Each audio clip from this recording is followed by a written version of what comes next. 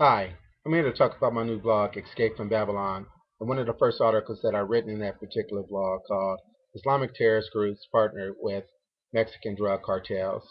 Uh, Almost 9 years ago, actually, September 2002, while ministering down in Kingston, Jamaica, received a prophetic word stating that Islamic terrorism will arise out from the nation of Mexico. Now, fast forward almost 5 years later, August of 2007, while honeymooning down in Cabo San Lucas, Mexico, the same prophetic word returned to me very strong, stating that Islamic terrorism will arise out from the nation of Mexico. Further confirmation of that actual prophetic word took place this year, July of 2011, while watching a Fox News special report which stated that Hezbollah has now formed a partnership with the Mexican drug cartels.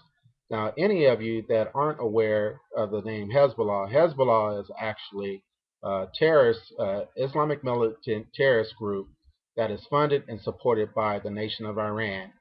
Hezbollah actually had been responsible for more American deaths through the acts of terrorism pre 9/11 dates. They're responsible, number one, for the bombing and killings of the Marine base there in Beirut, Lebanon, back in 1983. So this particular group is very militant, very violent. So with these two parties actually coming together and connecting, it it arises a lot of potential threats and dangers because both of these groups are dangerous. With one hand, you have the Mexican drug cartels, and the other hand, you have Hezbollah. Now, these two parties, by coming together, they benefit each other in several different instances. Number one, with the Mexican drug cartel, they're able to have access to other drugs, primarily opium, because due to the fact that Hezbollah is funded and connected with Iran, they're able to connect themselves with their drug contacts through Iran and Afghanistan to bring opium over to these Mexican drug cartels for a cheaper price, which it benefits them business wise. Number two, it benefits these drug cartels with their partnership with Hezbollah because the sophisticated weapons that Hezbollah is able to give to these Mexican drug cartels, it makes it very difficult for the Mexican government to even defend themselves and to even try to bring down these Mexican drug cartels due to the fact that most of the weapons are primarily even more sophisticated than what the government has down there in Mexico. Number three, it benefits Hezbollah on several different reasons because it weakens the border. The more acts of violence and terrorism that these Mexican drug cartels create down in Mexico, it trickles up to our borders. It actually weakens our borders. And primarily, Hezbollah's main goal is to bring terrorism and destruction upon American soil. So, with that being said, with Hezbollah is actually part of the sect of Shiites, and they make up a large percentage of Shiites, which are called Twelvers.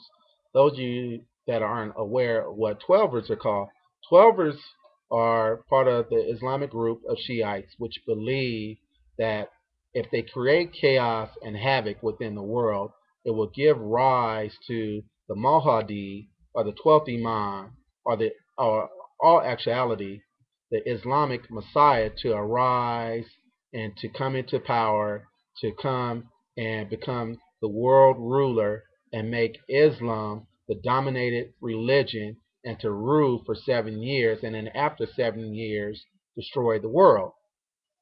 That being said, ironically, the president of Iran, Mahmoud Ahmadinejad, is also a Twelver and makes a lot of mentions of the 12th Imam. So they have this belief also too in order to usher in the age of the Islamic Messiah, the 12th Imam, the Mahdi, is to bring destruction upon Israel and the United States.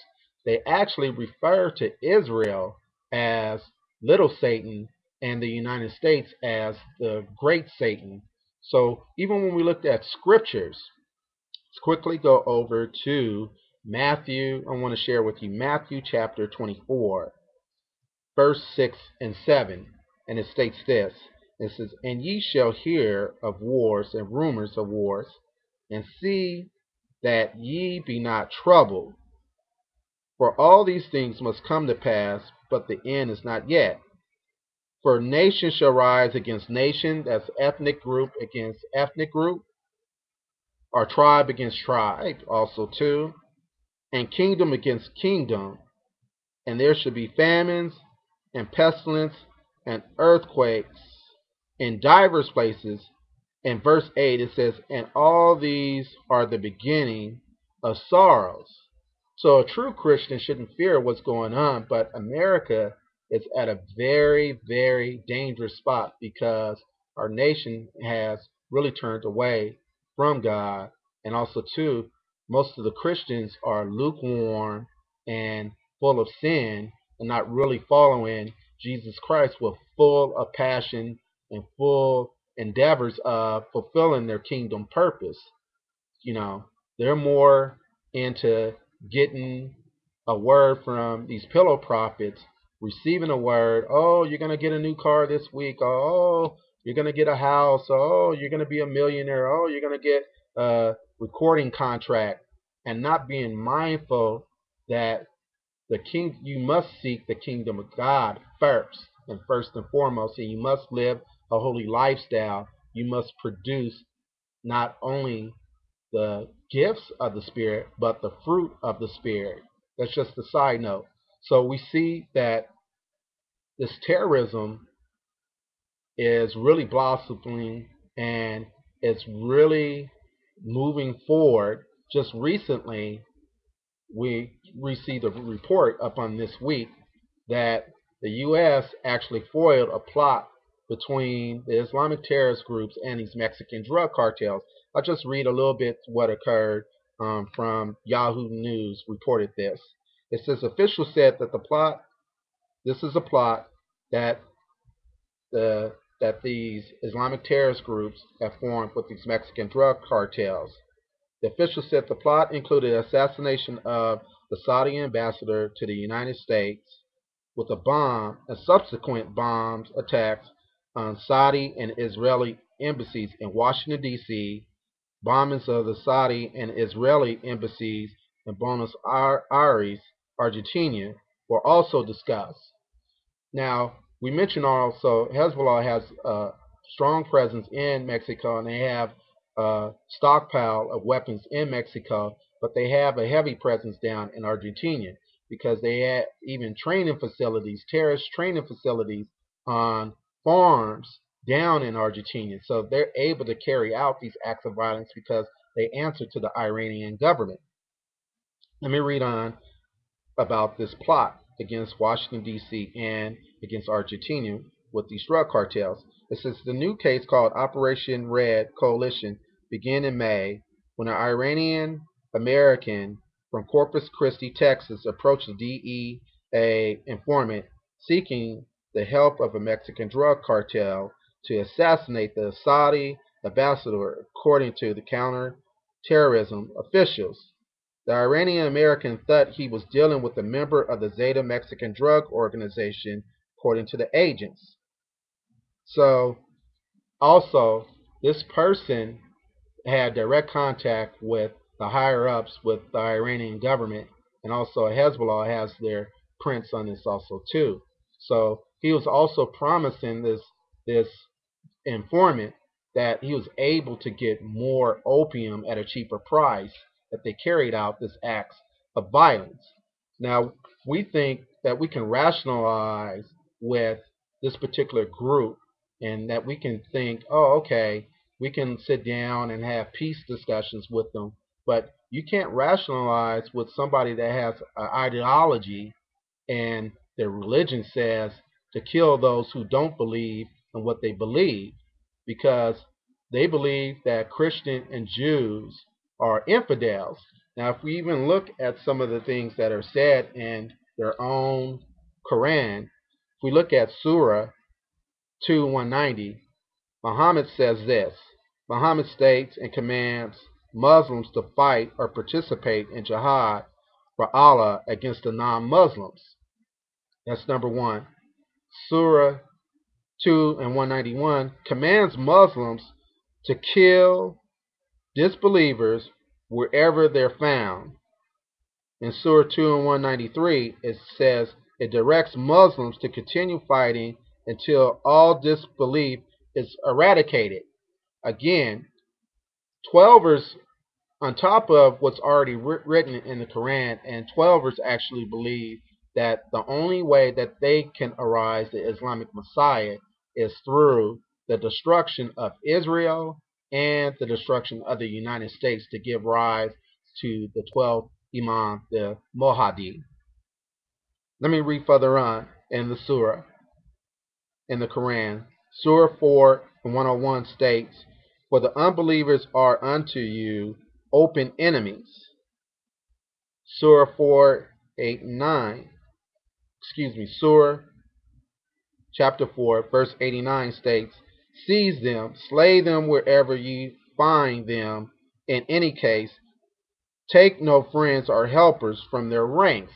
So this states that it's impossible to try to rationalize or even try to communicate with this group, with Muslims, with radical Islam, because they're actually following the true form of what Muhammad taught and the beliefs, that they're not even supposed to even make friends with you. So how do you expect to come to a peace table and discuss something in peace?